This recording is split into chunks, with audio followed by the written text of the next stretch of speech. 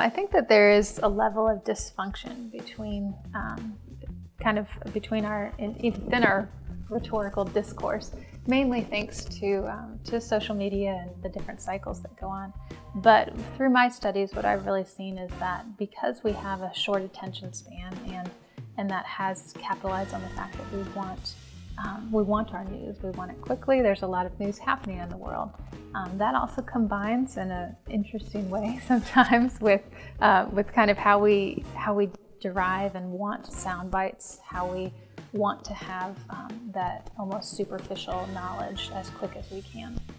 And what that's really brought in with my particular studies is how those sound bites and how that quick political rhetoric has really kind of melded in, or kind of delved into the idea of that we want to simplify politics. And that simplification, I think, can really be seen clearly in how we look at oral versus written communication. What that difference has really brought upon our structure. So at least as far as I study, when I'm looking at the differences between oral and written communication, we kind of have to look at the past and how we've enjoyed written communication, how we've enjoyed oral communication.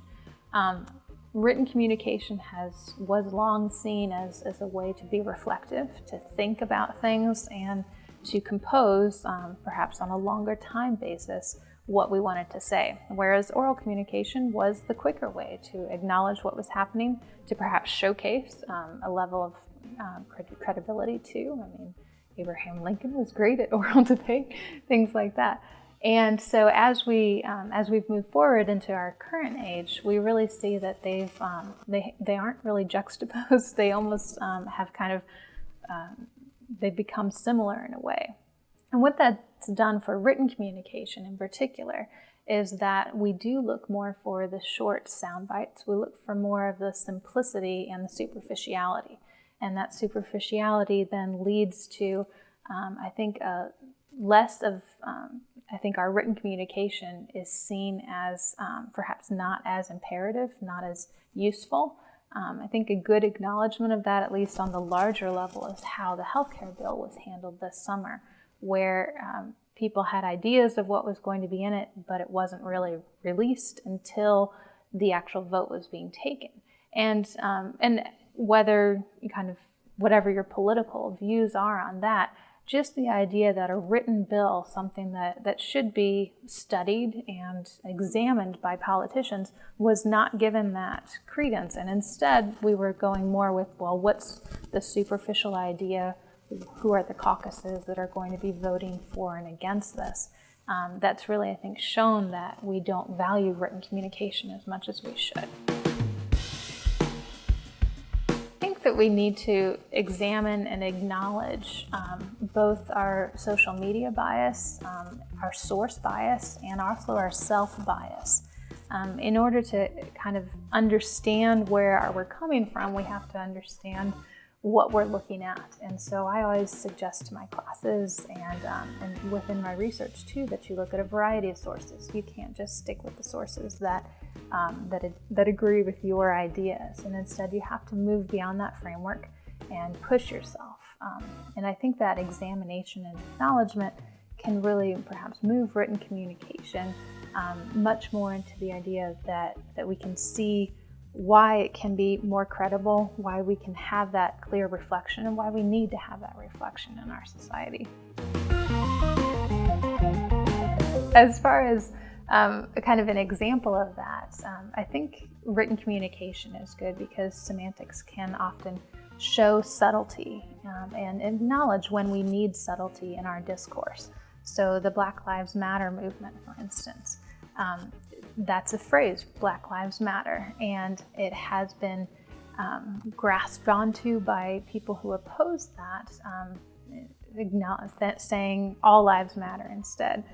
And what that overlooks is the actual acknowledgement that you have to look at the history, you have to look at the systemic racism that has happened in our country, and realize that Black Lives Matter is saying Black lives also matter, that there's a racial pie, or that there's a kind of, I guess, a rights pie perhaps is a better way to say it, and that rights pie can have more pieces in it. which is what Black Lives Matter is suggesting, that there's not a zero-sum pie that can be taken away. But if we start to see the subtlety, rather than just saying the phrase Black Lives Matter or All Lives Matter, that subtlety becomes something where we can see the written communication requires that historical knowledge, and I think can hopefully diversify and strengthen that.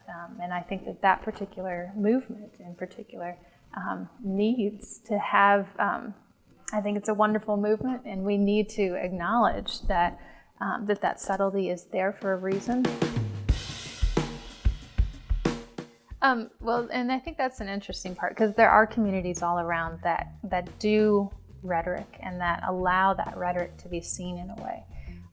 And I think it helps if you start on the local level and you start to go to meetings not just for Democrats or Republicans, but instead ones that unite around a particular common force.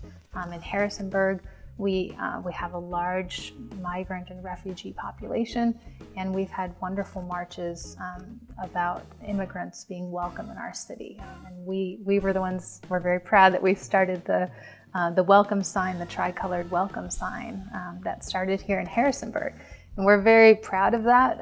It doesn't have a political nature, but we've started to kind of come together and to talk about the issues that we have. So really, when you're kind of trying to think about which group should I look at, one that I've kind of come to is really just kind of looking at the academic world, which I think so often gets connected to the liberal elite world.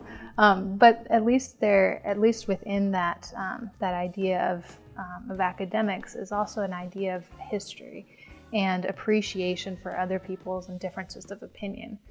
Argumentative tactics within my particular discipline are critical, and that's what I try to teach my students, whether it's Schulman or Rogerian or just how to debate. But you have to really kind of look beyond that, look within yourself and see where your particular biases are. So I like to read a variety of newspapers, and I don't agree with all of them, but I also like to watch different debates. And I think it's important to realize that we aren't just in a polar world where there's only two sides to the issue, but starting to see that grayscale, the positive grayscale, not the Game of Thrones grayscale, is the way that we want to go about it.